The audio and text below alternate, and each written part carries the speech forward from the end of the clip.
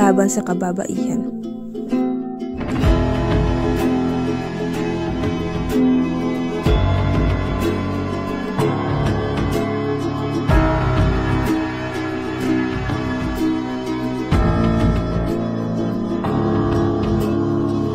Si Leni Robredo ay isang matatag na tagapagtaguyod ng karapatan ng kababaihan at sumusuporta sa CEDAW upang wakasan ang diskriminasyon.